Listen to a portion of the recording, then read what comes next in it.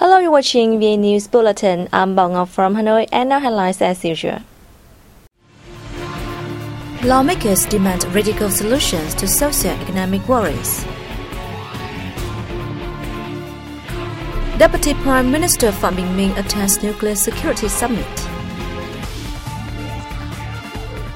Vietnamese travelers are urged for civilized tourism.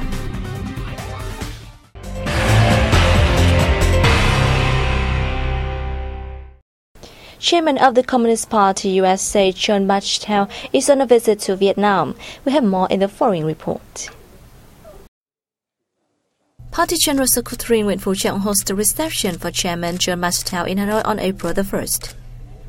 General Secretary Trọng affirmed Vietnam's policy of giving priority to boosting relations with important political parties, including the Communist Party USA. He proposed that the two sides seek specific measures to make the relations more practical.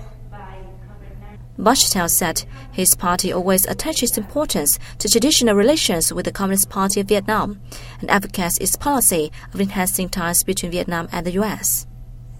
The same day, the delegation of the Communist Party USA held talks with a delegation of the Communist Party of Vietnam, led by Hoàng Bình Quân, member of the party's Central Committee and head of its Commission for External Relations. The National Assembly and government should take more radical measures to improve the investment climate, fight corruption, and ensure food safety, lawmakers said during plenary session on April the 1st. Legislative deputies met the requirement while reviewing the implementation of the 2011-2015 Socio-Economic Development Plan and discussing missions for the 5 following years. They said, though Vietnam is striving to create a favorable environment for investors, its efforts has been undermined by some local public servants' bad behavior, such as asking for a bribe. They urged the Parliament and the Cabinet to raise public servants' sense of responsibility, noting that the clean environment is a cornerstone of the country's stronger development in the future. A number of legislators also voiced concerns about unsafe food. Food producers are ignoring all related regulations to make money, they said, noting that unsafe food is the reason for the surge of cancer cases in the past years. It has become an obsession with many families. For the first time, legislators proposed food safety be listed as a target in the Socio-Economic Development Plan between 2016 to 2020.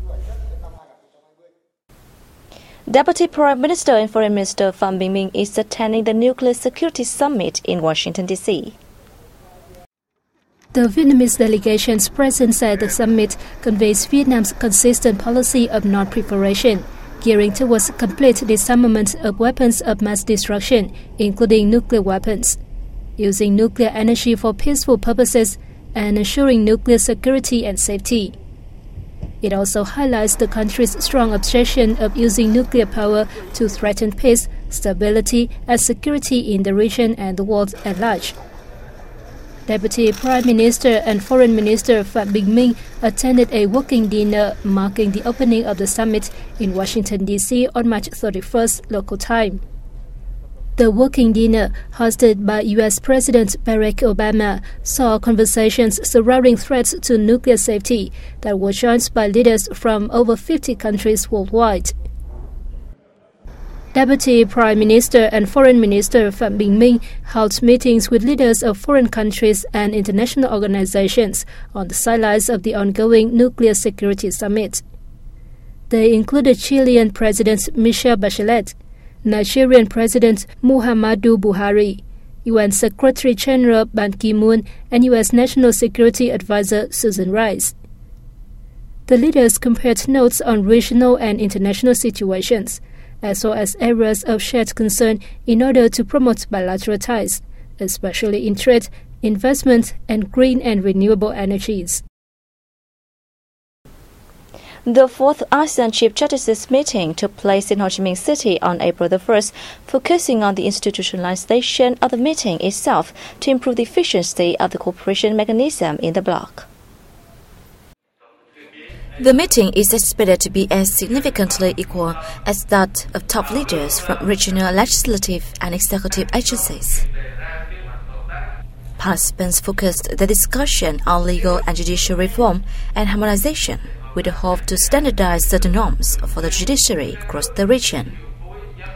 A new topic raised at the event is the protection of children in cases of cross-border family disputes.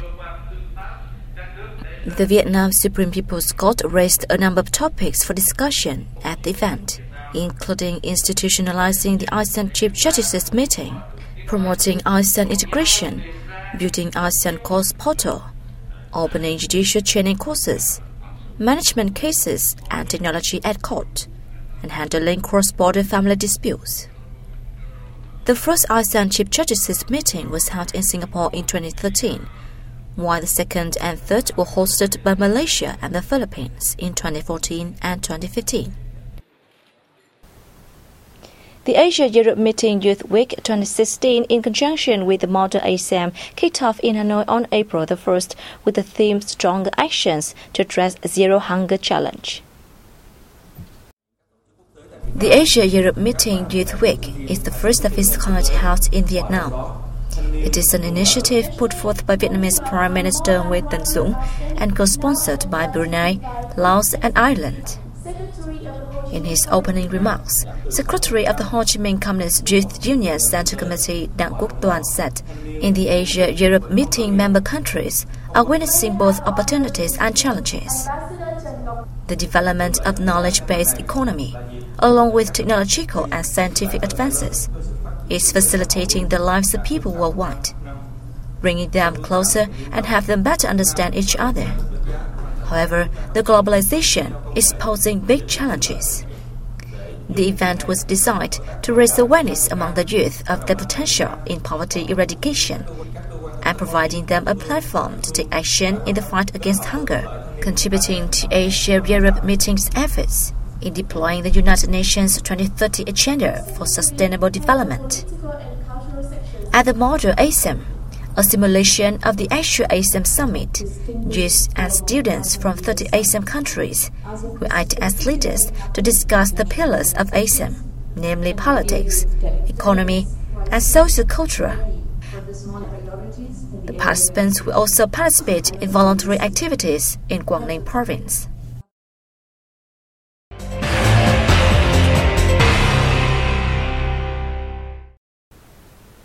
Vietnam is one of the countries which has suffered the heaviest consequences from war left unexploded ordnances.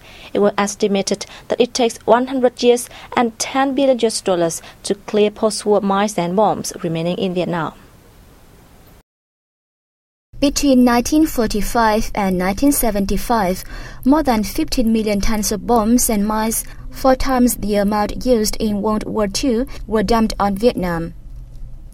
As a result, about 800,000 tons of exploded ordnances are scattered across 20.12% of land nationwide, mainly in the central region. More than 100,000 people have become victims of unexploded ordnances. Most of them are breadwinners and in their working ages.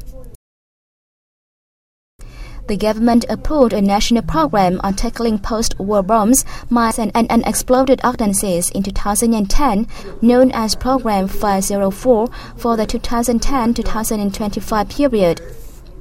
Its goal is to use national and international resources to minimize the effects of unexploded ordnances on socio-economic development, defense and security, while ensuring safety for people and helping victims reintegrate into society. A one-month campaign commemorating World Intellectual Property Day has been launched in Hanoi. The campaign is aimed at pushing ahead the establishment, application, development, and enforcement of IP rights. The purpose of the initiative is also to ensure that intellectual property rights become a useful tool to promote science and technology development and socio-economic development as a whole, and to create society-wide awareness about the need to observe international agreements related to intellectual property. The campaign, lasting from March 31st to April 30th, will sponsor educational and training activities. They're followed by enhanced enforcement activities in the following months. In the first quarter of this year, the Ministry of Science and Technology inspectors, in collaboration with the High-Tech Crime Division under the Ministry of Public Security, checked 20 companies in Hanoi, Ho Chi Minh City, and some other industrial hubs for intellectual property infringements related to computer software and took appropriate actions under prevailing laws. In the first 3 months of 2016, Ho Chi Minh City's import-export turnover experienced a slight climb compared with the same period last year. Export turnover growth in the first quarter of the year were estimated at $6.7 billion, a year-on-year increase of 0.1%. Import value hiked 8.2% against the same period last year to $7.9 billion.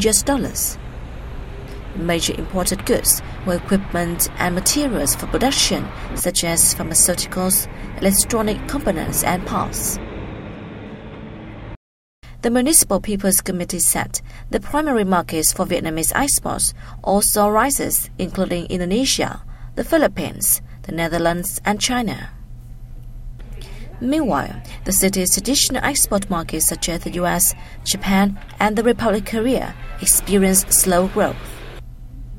In order to help expand markets and increase trade in goods, the city has regularly received and provided information to domestic and foreign buyers and investors, while continuing to tackle difficulties in the business and production processes.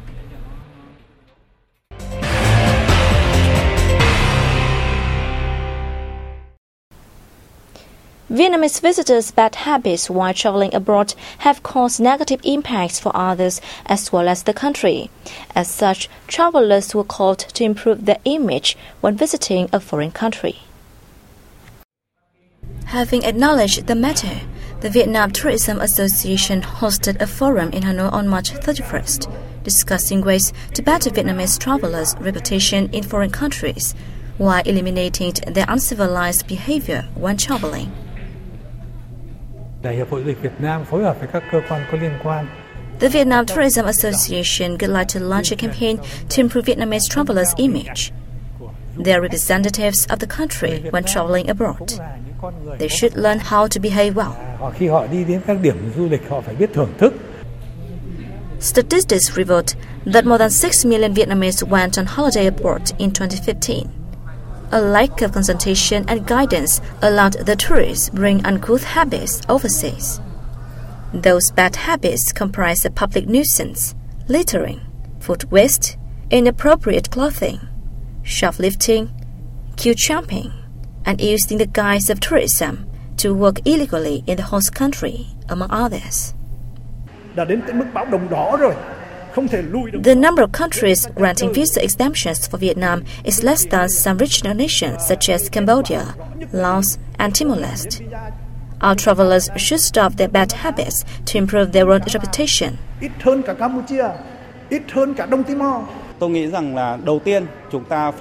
Travel agencies should provide holidaymakers with regulations on civilized tourism and ask them to follow strictly when going abroad. Participants at the forum agreed that a lot of attention should be paid to fine-tuning the civilized quality of citizens and building a good image of Vietnamese tourists. The tourism sector needs to issue a set of rules for civilized tourism, while the Vietnam Tourism Association should coordinate with relevant agencies to popularize programs improving Vietnamese tourist image. And that has wrapped up our news bulletin. Thanks for joining us, and goodbye for now.